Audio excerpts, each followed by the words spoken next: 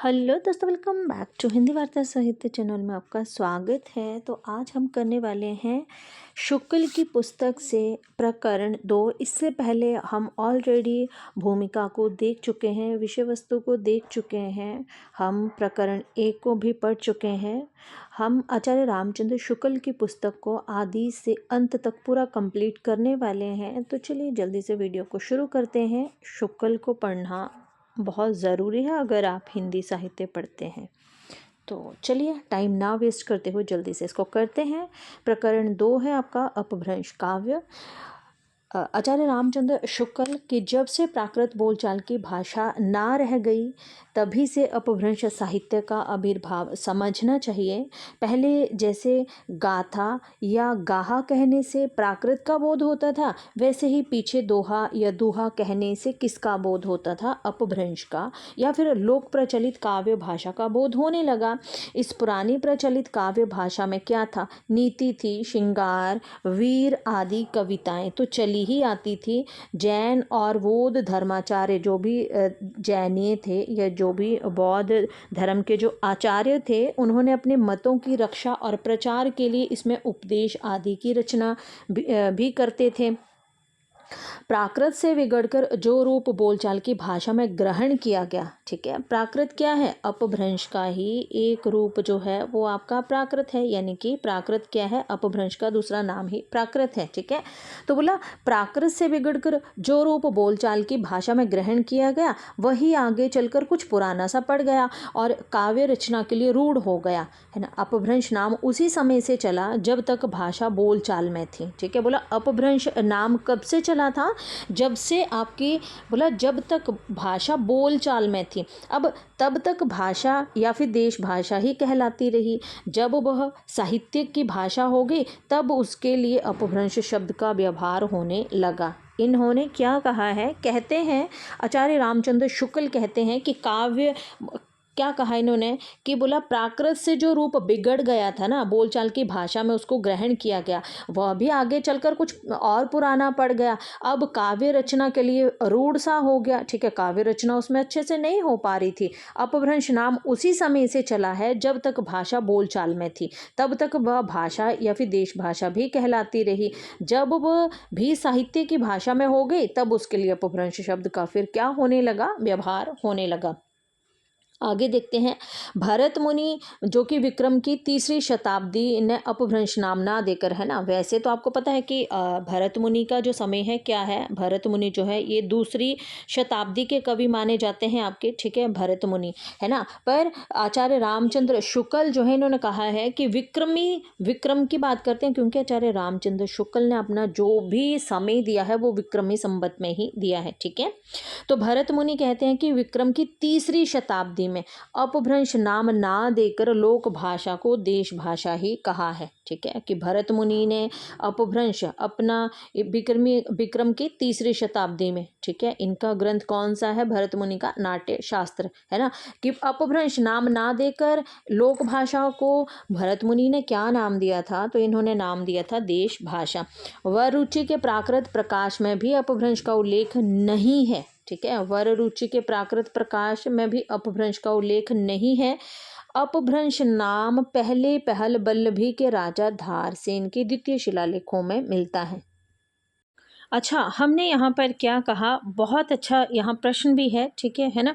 यहाँ पे देखो ना, अपभ्रंश शब्द का व्यवहार होने लगा। वर, हमने बोला कि भरत मुनि जो हैं इन्होंने अपभ्रंश नाम ना देकर अपभ्रंश को क्या नाम दिया था? लोक भाषा, और मतलब नाम ना देकर लोक भाषा को इन्होंने देश भाषा कहा था। वर रुचि के प्राकृत प्रकाश में भी अपभ्रंश का उल्लेख नहीं मिलता है, याद रखना है। वर रुचि के प्राकृत प्रकाश में अपभ्रंश का उल्लेख जो है वो आपको नहीं मिलता है, ठीक है। अब देखिए ना, क्योंकि अपभ्रंश का आपका जो समय है, अपभ्रंश का समय क्या है? 500 ईस्वी से आपका 1000 ईस्वी है, ठीक है ना। 1000 ईस्वी है आपका अपभ्रंश का समय, ठीक है। अब यहाँ पर जब हम अपभ्रंश की बात करते हैं तो अपभ्रंश क्या है? मध्यकालीन आर्य भाषा की 3री अवस्था को जो है वो अपभ्रंश कहा जाता है। अपभ्रंश ये मध्यकाल और आपकी मध्यकालीन और आधुनिक आर्य भाषाओं के बीच की कड़ी को अपभ्रंश बोला गया। और भाषा के अर्थ में इसका प्रयोग जो था वो 6ठी शताब्दी से होने लगा था। ऑलरेडी आपने पढ़ा होगा इसको बहुत अच्छे से, है ना। अपभ्रंश के नाम भी अलग अलग हैं। अभहंस कहता है कोई ग्रामीण भाषा, कोई देसी भाषा, कोई आभीर। जैसे देश भाषा इसको किसने कहा है? भरत मुनि ने, है ना। आभीर कहा है, अभिरोक्ति कहा है, ठीक है। अभीरों की भाषा तो दंडी ने कहा था, अभिरोक्ति इसको भरत मुनि ने कहा था, देश भाषा भी कहा था। बागभट्ट और आपके हेमचंद्र आते हैं, उन्होंने ग्राम भाषा कहा था। कीथ आते हैं, उन्होंने अपभ्रंश को अभीरों तथा गुज्जरों की भाषा कहा था, ठीक है। फिर आप ऑलरेडी इन सब चीज़ों को पढ़ के आए होंगे जब आप इसको पढ़ते हो, ठीक है। फिर भी चलो हम इसको थोड़ा सा और डिटेल से देख लेते हैं। सॉरी। अपभ्रंश भाषा के अगर प्राचीन उदाहरण की बात करें तो भरत मुनि के नाट्य शास्त्र में, है ना, अपभ्रंश जो है उसका उल्लेख कहाँ कहाँ मिलता है? रुद्रट का जो ग्रंथ है काव्य अलंकार, उसमें अपभ्रंश शब्द जो है, क्योंकि उनकी जो 6 भाषाओं को उन्होंने उल्लेख किया था उसमें अपभ्रंश नाम मिलता है आपको।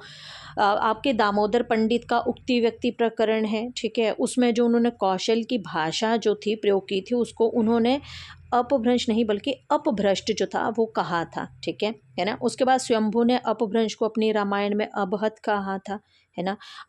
देश भाषा कहने वाले आपके ग्रियसन आते हैं, भंडारकर थे, चटर्जी थे, पिशेल थे, बुलर थे। फिर आपके जो कालिदास हैं उनकी एक रचना आती है, वो कौन सी है आपकी? विक्रम उर्वशी, है ना। उसके चौथे अंक में उन्होंने अपभ्रंश के कुछ छंद दिए हैं। सिद्धों की अपभ्रंश रचनाओं का संपादन हर प्रसाद शास्त्री ने बोधगान और दोहा जो है उसका संपादन किया है, ठीक है।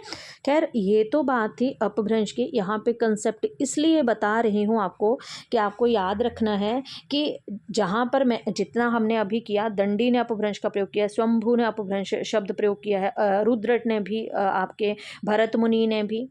आपका जो वर रुचि आता है, ठीक है, वर रुचि के प्राकृत प्रकाश में अपभ्रंश का उल्लेख नहीं मिलता है, याद रख लेना, ठीक है। शुक्ल कहते हैं कि सबसे पहले वल्लभी के राजा धारसेन द्वितीय के शिलालेखों में ही इसका प्रयोग जो है वो हुआ है, जिसमें उन्होंने अपने पिता घुसेन का समय क्या है? विक्रमी संवत 650 के पहले का समय जो है ये घुसेन का बताया गया है, ठीक है। इसमें इन्होंने अपने पिता को संस्कृत, प्राकृत और अपभ्रंश तीनों का कवि जो है वो माना है, ठीक है। भामा विक्रम की 7वीं शताब्दी लिया है इन्होंने समय, है ना। वैसे हम बोलते हैं कि भामा का जो समय है वो 6वीं शताब्दी है, ठीक है, पर यहाँ पर शताब्दी, यहाँ पर आपका विक्रमी संवत की बात हो रही है, ठीक है। तो भामा विक्रम की 7वीं शताब्दी ने भी तीनों भाषाओं का उल्लेख किया है। बाणभट्ट ने हर्षचरित में संस्कृत कवियों के साथ भाषा कवियों का भी उल्लेख किया है। इस प्रकार बोला अपभ्रंश या फिर प्राकृत भाषा हिंदी में रचना होने का पता हमें विक्रम की 7वीं शताब्दी से मिलता है। उस काल की रचना के नमूने बौद्धों की वज्रयान शाखा के सिद्धों की कृतियों के बीच में भी मिलते हैं। संवत 990 में देवसेन नामक एक जैन ग्रंथकार हुए थे, उन्होंने भी श्रावकाचार नाम की एक पुस्तक में दोहों में बनाई थी, ठीक है। श्रावकाचार जो पुस्तक है ये किस में है? दोहों में बनाई है, जिसकी भाषा अपभ्रंश का अधिक प्रचलित रूप लिए हुए है। जैसे जोजन शासन भाषिया सो मई कहिया सारू, जो पलई सई भाई करी सो सरी पावई पारू।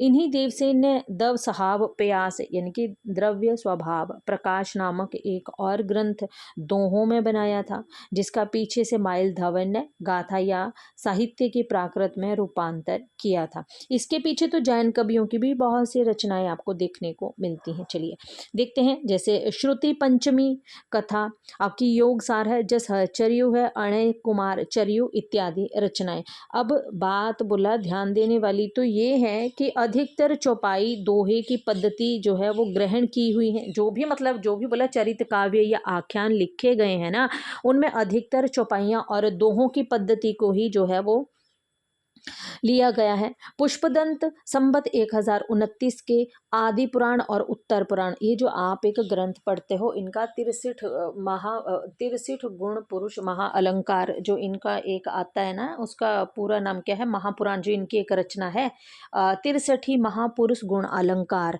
ठीक है। 63 महापुरुष गुण अलंकार, है ना, जिसको महापुराण के नाम से भी जाना जाता है, ठीक है।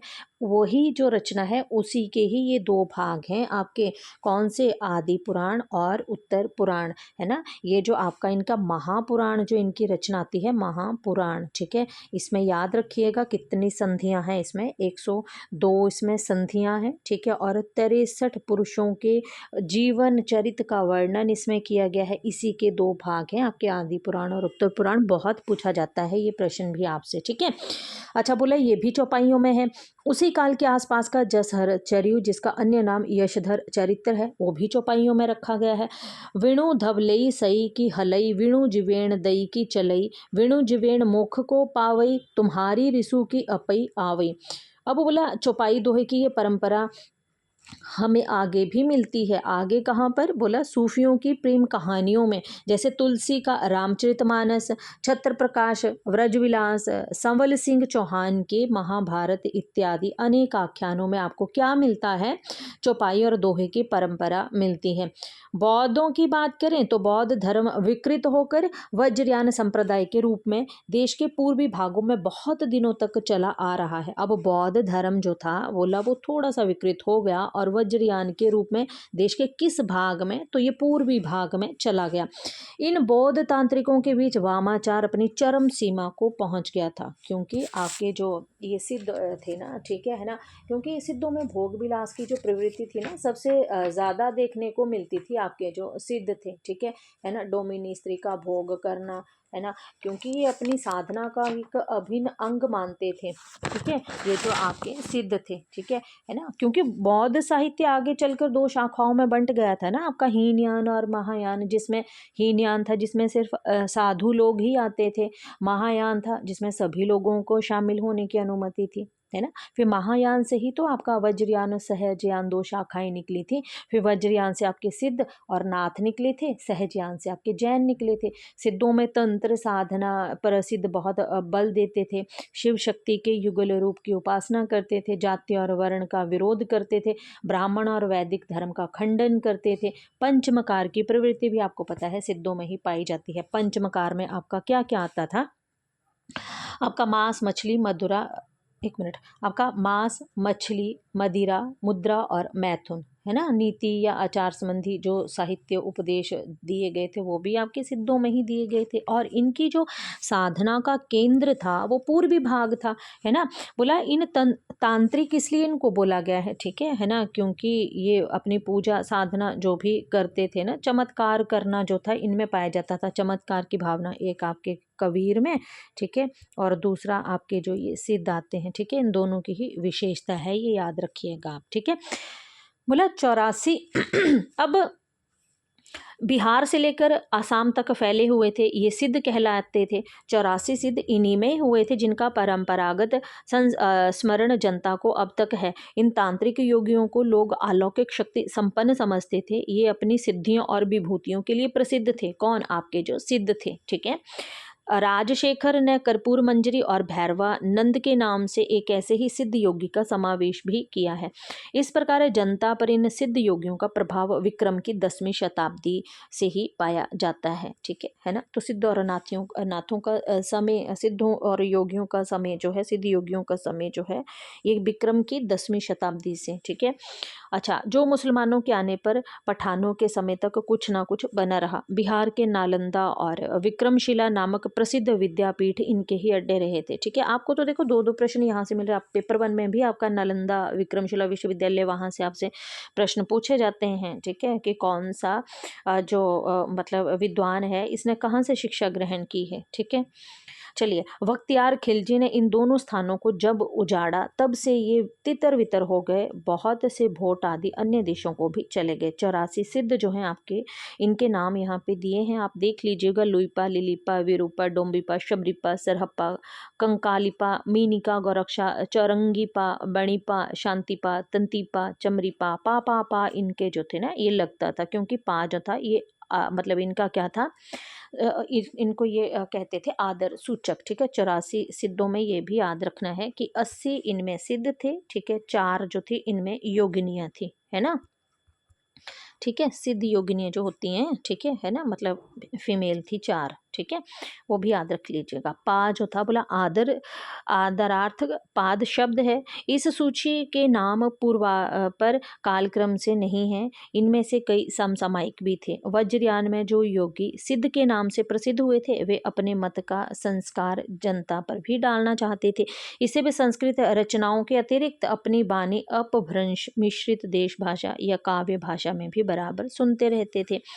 उनकी रचनाओं का एक संग्रह पहले हमें जो है वो हर प्रसाद शास्त्री ने बांग्ला अक्षरों में बोध गान और दोहा नाम से भी निकाला था। पीछे त्रिपिटिकाचार्य राहुल सांस्कृत्यायन भोट देश में जाकर सिद्धों की और बहुत सी रचनाएं लाई थी।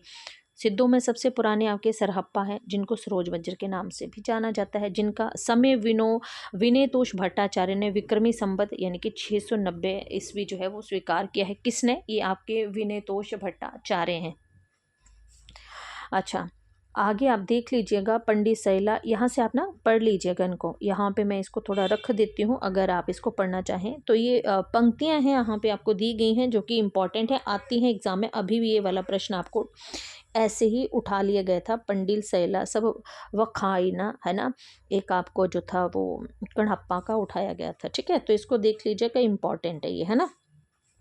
जही मन पवन न सरंचई। अच्छा, आगे चलते हैं कि दक्षिण मार्ग छोड़कर वाम मार्ग ग्रहण का उपदेश। नाद न बिंदु न रवि न शशि मंडल, है ना, यहाँ से याद रखेगा। फिर थोड़ा सा लुइपा का समय देख लेते हैं, इनको आप पढ़ लीजिएगा खुद से, अगर आप इसको पढ़ना चाहें तो पढ़ लीजिएगा। ठीक है, लुइपा का समय जो है याद रखना है, संवत 830 के आसपास का समय है। ठीक है, इनके गीत हैं काया तरुवर पंच विडाल चंचल चे पैठो काल, है ना, यह वेरी वेरी इंपॉर्टेंट। भाव न हो अभाव न हो ण, वैसे भी यहाँ से याद रखिएगा लुइपा। ठीक है ना। फिर आते हैं आपके विरूपा का समय जो है वो संवत 900 के लगभग इन्होंने माना है। सहजे थिर करी वारुणी साध, है ना, ये आपकी किसकी है? ये विरूपा की पंक्तियां हैं, इनको याद रखिएगा। फिर आते हैं आपके कणहप्पा का समय है 900 के उपरांत का।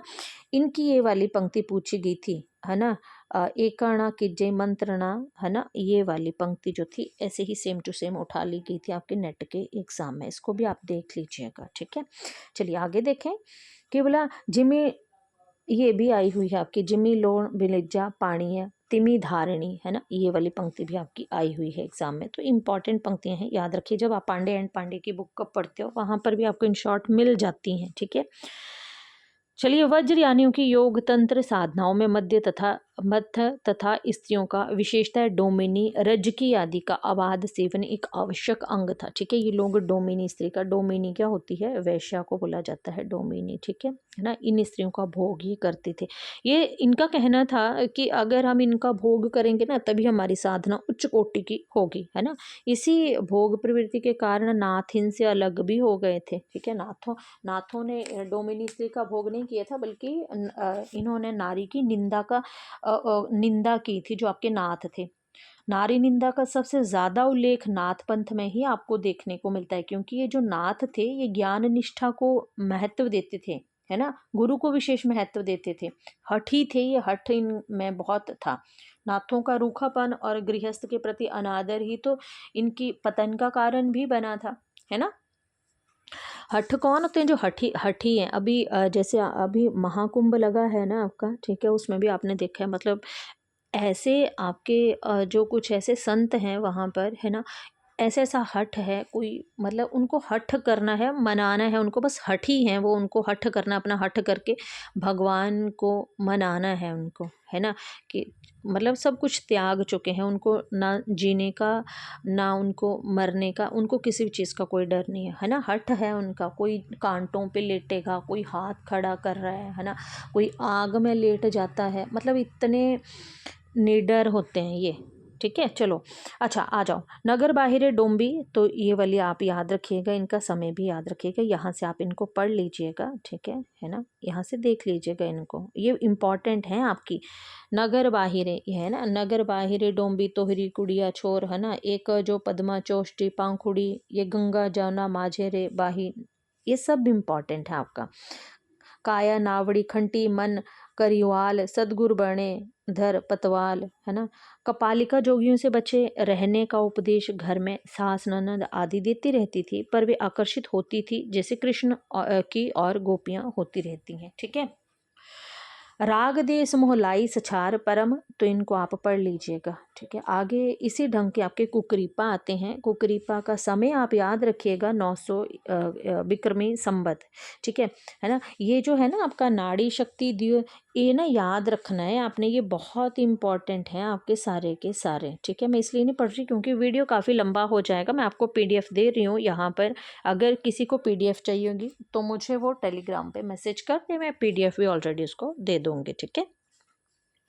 ससुरी नींद गेल बहुड़ी, तो ये पंक्ति किसकी है? ये जो है पंक्ति आपकी, ये आपकी कुकरीपा की पंक्ति आ जाएगी। ठीक है।